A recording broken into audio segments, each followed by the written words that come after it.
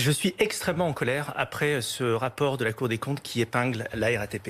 Vous vous rendez compte, 311 primes reversées aux salariés de la RATP, 311 primes dans lesquelles vous avez un certain nombre de choses absolument hallucinantes. Par exemple, une prime de machine à écrire ou une prime de conduite pour les conducteurs, dont le métier est accessoirement de conduire.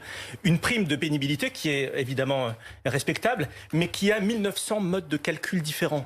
Voilà la réalité aujourd'hui. Et cela m'énerve parce que c'est tellement à l'image de ce que nous voyons aujourd'hui dans notre pays, où les couches s'accumulent, où complexité s'ajoute à une complexité, où vous avez des bidules qui poussent de toutes parts et qui font qu'au final, la France n'est pas gouvernable. Et on le voit dans la crise actuelle, dans la crise sanitaire. Et 1300 agences de l'État, au milieu desquelles vous avez des ovnis, une agence nationale du bruit, un conseil de l'histoire de la sécurité sociale qui lui-même est doté de son propre conseil scientifique.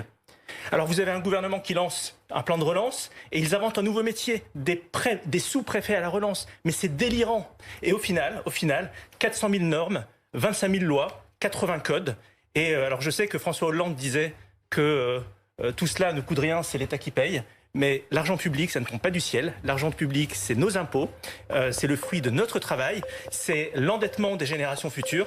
Et un État responsable est un État qui respecte l'argent de ses citoyens et de ses entreprises.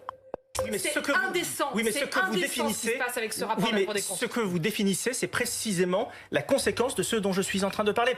Des primes de 80 centimes qui sont responsables de la baisse du pouvoir d'achat. Non mais vous rigolez ou quoi? Madame, plus vous avez un système qui est complexe et plus personne n'est capable d'y comprendre quoi que ce soit, plus ce système coûte de l'argent et plus ceux qui sont pénalisés par ce système, ceux qui sont pénalisés par ce système sont ceux qui bossent. C'est valable dans l'administration hospitalière. Vous avez un nombre de bilules incalculable. Vous avez une administration bureaucratique dans les hôpitaux qui est absolument lamentable, qui est un record européen. Et au final, en effet, ce sont nos infirmières et nos personnels soignants qui payent. Ce sont les victimes de ce système. Et si nous voulons les défendre, si nous voulons que les agents de terrain qui font un travail remarquable et parfois difficile dans le cas de la RATP aient une rémunération qui soit juste, eh bien il faut accepter de remettre à plat tout ça et de faire en sorte de couper toutes ces fuites. Plus que vous avez de règles pour fonctionner collectivement, plus vous êtes protégé et plus vous êtes à égalité.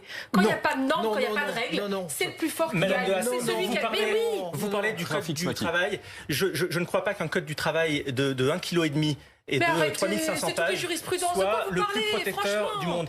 Soyons sérieux, le code du travail de 1,5 kg, c'est toutes les jurisprudences. Ne vous trompez pas de combat.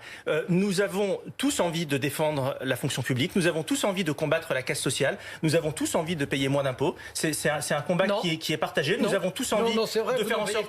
Non, mais bien sûr. Nous avons tous envie de faire en sorte que les salariés soient bien traités et épanouis dans leur entreprise. Et bien payés. Maintenant, évidemment bien payés, et qu'ils soient heureux dans leur boulot. Maintenant, ce n'est pas en mettant plus de normes, plus de contraintes qui font qu'au final, plus personne n'y comprend quoi que ce soit, qui font que les investisseurs étrangers ne veulent pas venir investir chez nous et qui font qu'au final, vous savez que nul n'est censé ignorer la loi. Moi, je suis chef d'entreprise, je ne sais pas ce qu'il y a dans les 1500 pages du Code du travail. Mes collaborateurs, qui ne sont pas censés ignorer la loi davantage, ne savent pas ce qu'il y a dans ce Code du travail. Résultat des courses, les uns et les autres payons des cabinets comptables, des avocats, etc.